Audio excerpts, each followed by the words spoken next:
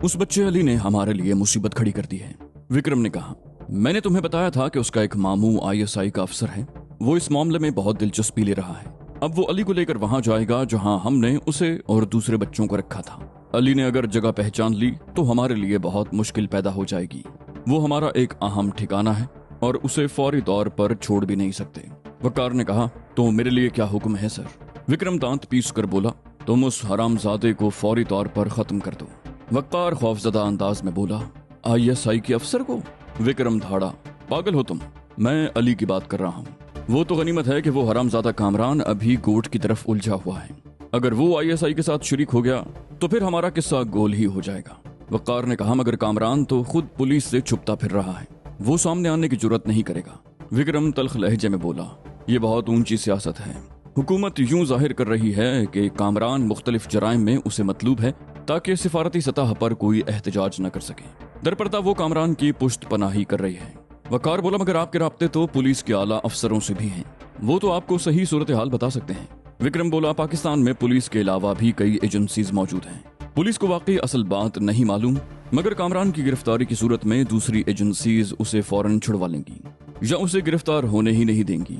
फिर वो कुछ तवक्कुफ के बाद बोला, खैर ये तुम्हारे सोचने की बातें नहीं है, तुम सिर्फ उतना करो जितना कहा जा रहा है। हमारी एक एजेंट नौकरानी के रूप में अली के घर में मौजूद है, उसी के जरिए हमें ये इत्तलात मिली हैं। वकार ने कहा, फिर तो काम बहुत आसान है, हमारी वो एजेंट अली को इत्मीनान से ठिकाने लगा सकती है।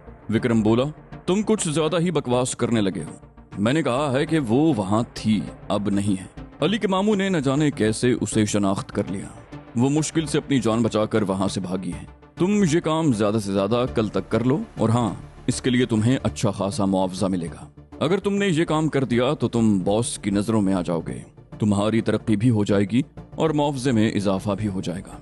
ये कहकर उसने जेब से एक कागज निकाला।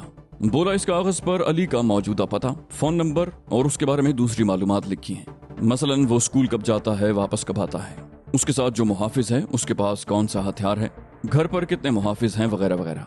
वकार ने कागज उसके हाथ से ले लिया और बदले हुए लहजे में बोला, मगर एक बात मेरी भी सुन लें, मैं ये काम नहीं करूंगा। विक्रम ने हैरत भरे अंदाज में पूछा, तुमने कहीं ज्यादा तो नहीं चढ़ा ली जो उल्टी सीधी बातें कर रहे हो? ये काम सिर्फ तुम ही करोगे। वकार बोला, मैंने कहा ना कि मैं ये काम नहीं करूंगा, मैं कर ही नहीं सकता। पहले मुझे तुम्हारी असलियत का इल्म नहीं था। विक्रम बिफर कर उठ खड़ा हुआ, बोला, क्या बकवास है ये सब? उसी वक्त मैंने इरफान को इशारा किया। इससे पहले कि विक्रम जेब से रिवॉल्वर निकालता, इरफान ने डपट कर कहा, बस करो मिस्टर विक्रम, अब तुम्हारा खेल खत्म हो चुका। विक्रम उसकी आवाज सुनकर यूं उछला जैसे उसका पांव अंगारे पर पड़ गया हो। फिर वो जैसे खड़ा था उसी अंदाज में खड़ा रह गया। इरफान कमरे में दाखिल हुआ तो उसके हाथ में रिवॉल्वर था। विक्रम ने जबरदस्ती हंसने की कोशिश की, ओ ये तुम हो, मगर उसके लहजे का खोखलापन छुपा न रह सका। इरफान ने तंजिया लहजे में कहा, हाँ ये मैं हूँ। फिर वो वकार से मुखातिब हुआ, इसकी अच्छी तरह तलाशी लो। विक्रम बिफर कर बोला, इरफान अपनी इस हरकत का नतीजा जानते हो? इरफान ने भी उसी लहजे में जवाब दिया, बहुत अच्छी तरह जानता हूँ। फिर वकार से सख्त लहजे में बोला, तुमने सुना नहीं मैंने क्या कहा? तलाशी लो इस हरामजादे की। फिर वो चीखा, नहीं विक्रम, अपने हाथ काबू में रखो वरना तुम्हारी खोपड़ी उड़ा दूंगा। वकार ने आगे बढ़कर विक्रम की तलाशी ली तो उसकी जेब से जदीद किस्म का सिग का एक मशीन पिस्टल, उसके 2 फाजिल राउंड, छोटा सा एक ट्रांसमीटर, नोटों से भरा एक पर्स, कई विजिटिंग कार्ड्स और परफ्यूम की छोटी सी एक बोतल के अलावा एक छोटी सी टॉय गन के साथ प्लास्टिक की एक डिब्बिया भी बरामद हुई। इरफान ने तमाम चीजें एक शॉपिंग बैग में भर ली। उस शॉपिंग बैग में तैमूर थोड़ी ही देर पहले सामान लेकर आया था। इरफान ने उसे हुक्म दिया, अब आराम से सोफे पर बैठ जाओ, बल्कि धक्का देकर उसे सोफे पर बिठा दिया। विक्रम बोला, मेरी समझ में नहीं आ रहा है कि ये सब क्या है, तुम्हारे साथ मैंने क्या दुश्मनी की है?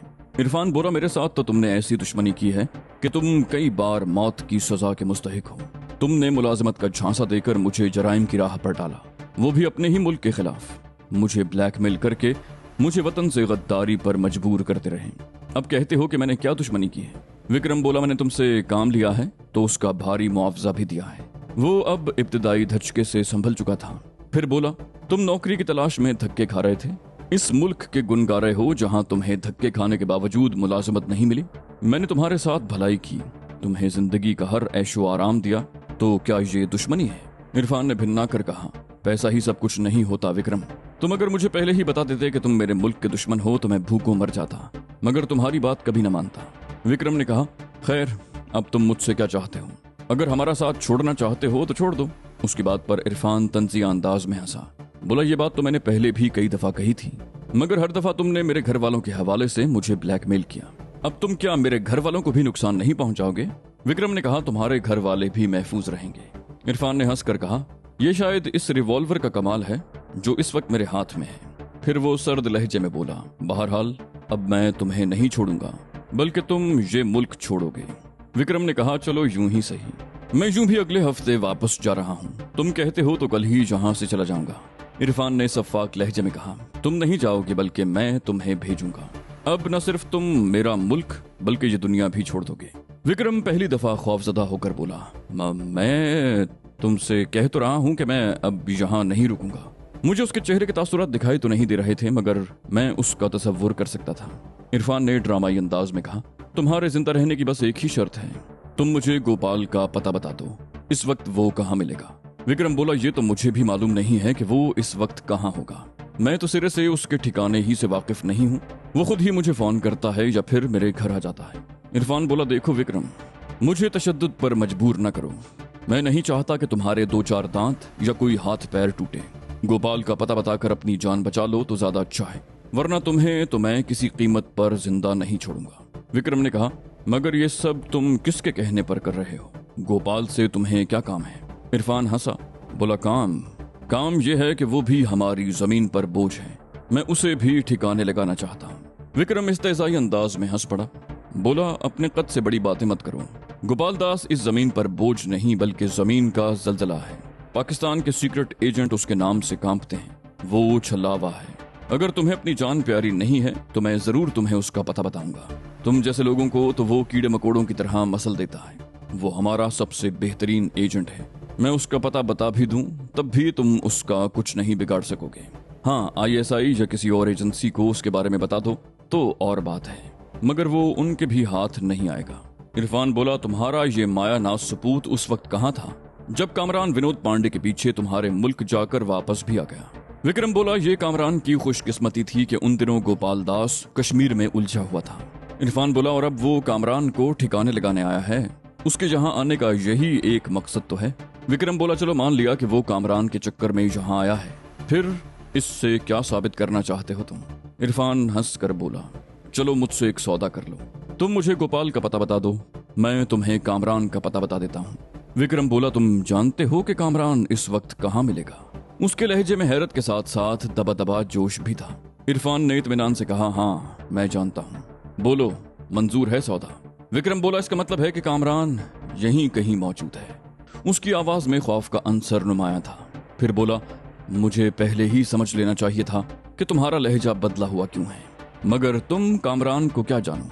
इरफान तंजिया अंदाज में बोला, जैसे तुम गोपाल को जानते हो, बस अब ज्यादा बातें मत बनाओ, मुझे गोपाल का पता चाहिए। विक्रम बोला, मुझे नहीं मालूम, और मालूम होता भी तो न बताता। इरफान दांत पीस कर बोला, मत बताओ, अब तुम अपनी टूट फूट के खुद ही जिम्मेदार होगे। वक्कार ने कहा, इसे तोड़ने फोड़ने की जरूरत नहीं है, अभी मैं इसे सिर्फ 2 इलेक्ट्रिक शॉक दूंगा तो ये फर बोलने लगेगा। अचानक दरवाजे पर दस्तक हुई तो मैं चौंक उठा, क्योंकि ये गैर मानूस सी दस्तक थी।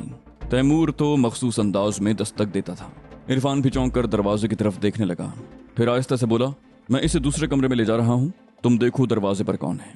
उसने विक्रम का गिरबान पकड़ कर उठा लिया और उसे धकेलता हुआ दूसरे कमरे में ले गया। इस दौरान में दस्तक एक मर्तबा फिर हुई। वक़ार ने आगे बढ़कर दरवाजा खोला ही था कि 2 आदमी दंदनाते हुए कमरे में आ गए। दोनों शक्ल से निचले दर्जे के बदमाश लग रहे थे।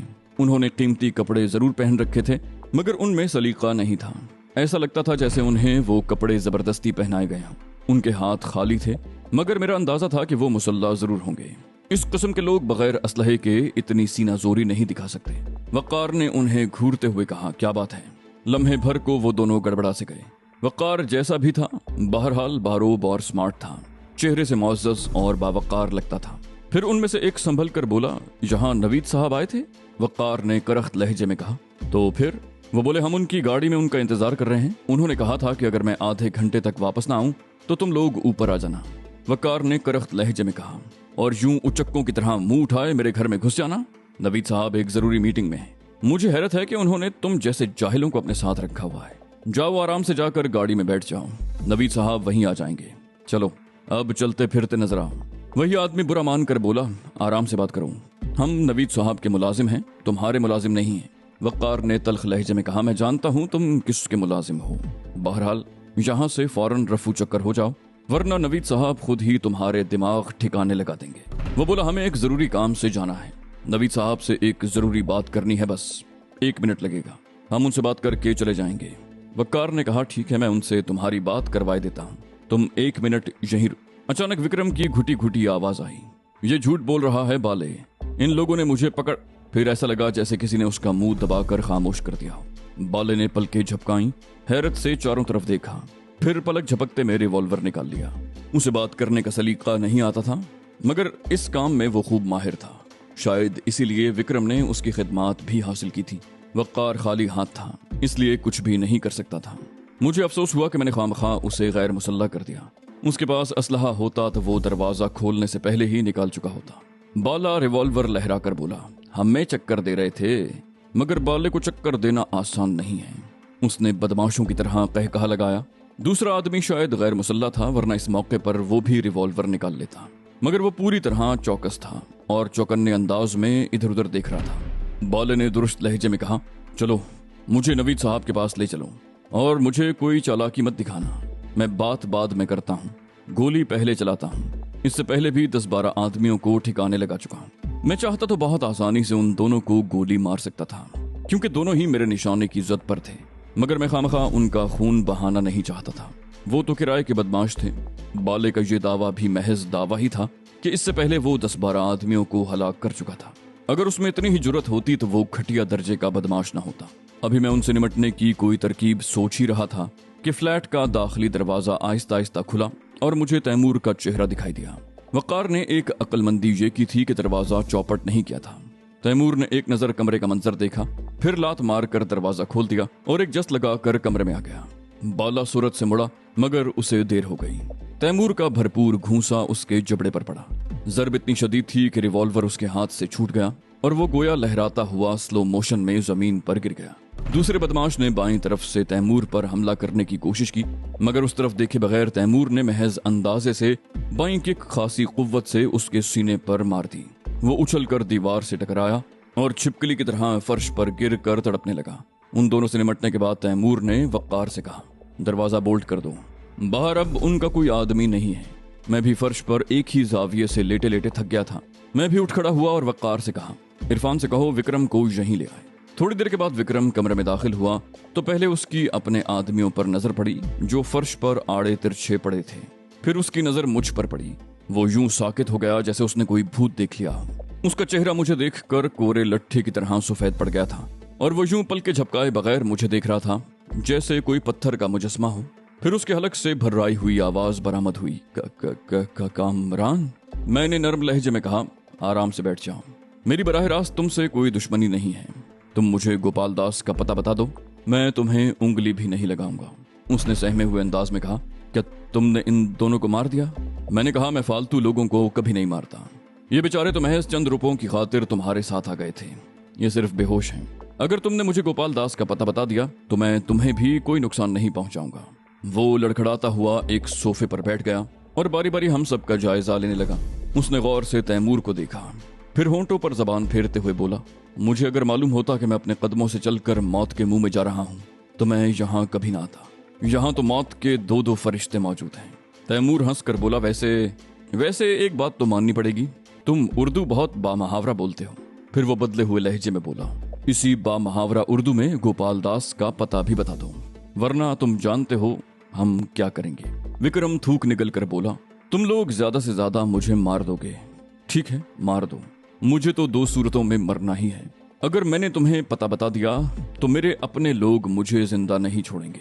मैंने कहा, मगर हम तुम्हें जिंदा छोड़ेंगे। ये और बात है कि तुम बाकी जिंदगी किसी अपाहिज गाड़ी पर भीख मांगते हुए गुजारोगे। मैं न सिर्फ तुम्हारे हाथ पांव तोड़ूंगा बल्कि तुम्हारी बैकबोन भी तोड़ दूंगा। मेरा लहजा सफाक था। विक्रम दहशतज़दा होकर बोला, तुम ऐसा नहीं कर सकते। मैंने सर्द लहजे में कहा, मैं ऐसा ही करूंगा।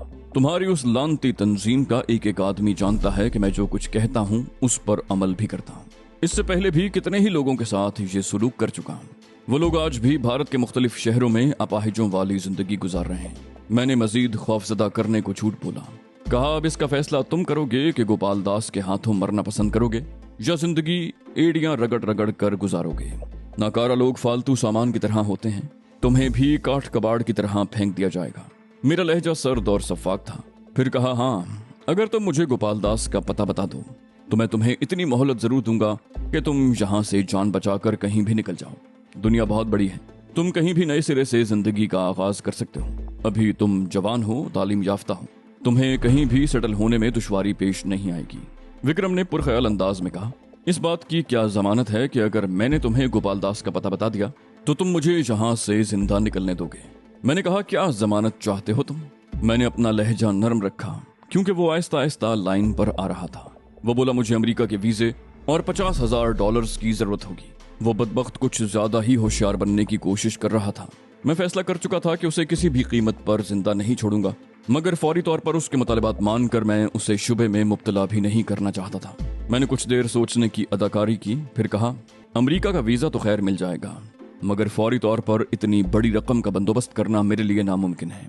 मेरे पास फिलहाल इतनी रकम नहीं है। मुझे उसकी आंखों में हैरत नजर आई। फिर वो बेयकीनी से बोला, मुझे हैरत है कि तुम इस किस्म की बातें कर रहे हो। मैंने कहा, क्यों? इसमें हैरत की क्या बात है? मैं कोई सनतकार या जागीरदार हूँ, न मैं कोई बैनुल अक़वामी स्मगलर हूँ। मैं तुम्हें फौरी तौर पर $15,000 दे सकता हूँ। विक्रम ने फैसला कुन लहजे में कहा, इससे मेरा काम नहीं चलेगा। अगर तुम रकम का बंदोबस्त नहीं कर सकते तो फिर बेहतर है कि तुम मुझे माजूर ही कर दो। फिर उसने चंद लम्हे तवक्कुफ किया, फिर बोला, ये रकम तो तुम अपनी हुकूमत से भी दिलवा सकते हो। वो खबीस उस वक्त अपनी शराइत मनवाने की पोजीशन में था। मैंने फिर कुछ देर सोचने की अदाकारी की, फिर मैं गोया हथियार डालने वाले अंदाज में बोला, ठीक है, मैं रकम का बंदोबस्त कर दूंगा। अपना पासपोर्ट मुझे दे देना ताकि तुम्हारा वीजा लगवाया जा सके। अमेरिका के लिए जहाज में तुम्हारी सीट भी कंफर्म हो जाएगी। अब बोलो, गोपाल दास कहाँ है? विक्रम बोला, मैं तुम्हें उसका एड्रेस उस वक्त बताऊंगा जब मेरा काम हो जाएगा। वो इतनी आसानी से मेरे जाल में फंसने वाला नहीं था। वो हरामजादा आखिर रॉ का एक खाग एजेंट था। मेरा दिल चाह रहा था कि मार मार कर उसका हुलिया बिगाड़ दूं। मैंने बहुत मुश्किल से खुद पर काबू पाया। कहा, अरे यार, मेरे पास जादू की छड़ी तो नहीं है कि यहाँ बैठे बैठे लम्हों में तुम्हारा काम हो जाए। इसमें कम से कम 2 दिन तो लग ही जाएंगे। उस वक्त तक गोपाल दास न जाने कहां से कहां पहुंच जाएगा। विक्रम ने पुर यकीन लहजे में कहा, वो फिलहाल कहीं भी नहीं जाएगा।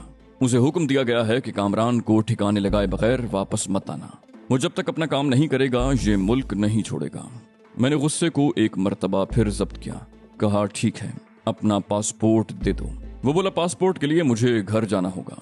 मैं पासपोर्ट जेब में रख कर नहीं घूमता। अब वो खासा पुरएतमाद नजर आ रहा था। मैंने कहा, मैं तुम्हारे साथ चलूंगा। तुम्हारे घर में और कितने अफराद हैं? विक्रम बोला, एक मुलाजिम और उसकी बीवी है और एक चौकीदार। मैंने कहा, मेरा मतलब है कि तुम्हारे और कितने साथी तुम्हारे साथ रहते हैं? विक्रम बोला, कोई भी नहीं, मैं उस बंगले में अकेला ही रहता हूँ। हाँ, कभी कभी लोग मुझसे मुलाकात के लिए जरूर आते हैं। मैंने कहा, अपने मुलाजिम को फोन करके बताओ कि तुम्हारे साथ 2-3 मेहमान भी आ रहे हैं ताकि अचानक उन्हें किसी किस्म का शुबा ना हो। मैंने वक्कार को इशारा किया। उसने टेलीफोन सेट उठाकर विक्रम की तरफ बढ़ा दिया। विक्रम ने अपने घर का नंबर मिलाया तो इरफान बहुत गौर से उनका जायजा ले रहा था। फिर उसने मुतमईन होकर गर्दन हिला दी। मैंने हाथ बढ़ाकर स्पीकर का बटन पुश कर दिया। दूसरी तरफ बेल जाने की आवाज सुनाई दी। फिर दूसरी बेल के बाद किसी ने रिसीवर उठा लिया और एक निस्वानी आवाज उभरी, हेलो। विक्रम संभल कर बोला, हाँ जीनत, मैं नवीद बोल रहा हूँ। निस्वानी आवाज फिर सुनाई दी, आप कहाँ से बोल रहे हैं? कई दफा जमील साहब का फोन आ चुका है। उन्होंने कहा था कि आप जिस वक्त भी आएं उन्हें फोन कर लें। जमील के जिक्र पर मैंने इरफान को चौंकते देखा। विक्रम बोला, बस मैं अभी थोड़ी देर में पहुंच रहा हूं। मेरे साथ 2-3 मेहमान भी हैं, उनके खाने का भी बंदोबस्त कर लेना। फिर मेरे इशारे पर विक्रम ने सिलसिला मुनक़ता कर दिया। मैंने विक्रम को घूरते हुए कहा, ये जमील कौन है? वो बोला, ये भी मेरा एक साथी है। मैंने तैमूर से कहा, तुम यहाँ वक़ार के पास ठहरो, मैं विक्रम का पासपोर्ट लेकर आता हूँ। इरफान मेरे साथ जाएगा। उसके साथ ही मैंने गैर महसूस अंदाज में उसे अपने पीछे आने का इशारा किया। मैं चाहता था कि वो बाहर रहकर विक्रम के घर की निगरानी करे। मैं अगर किसी खतरे में घिर भी जाता तो तैमूर उस खतरे से निमट सकता था। वक़ार ने फर्श पर बेहोश पड़े हुए बदमाशों के बारे में पूछा, इनका क्या करना है? मैंने कहा, इन्हें उठाकर कूड़े के किसी ढेर पर फेंक देना। फिर मैं विक्रम को लेकर फ्लैट से बाहर आ गया। प्रोग्राम के मुताबिक इरफान भी मेरे साथ था।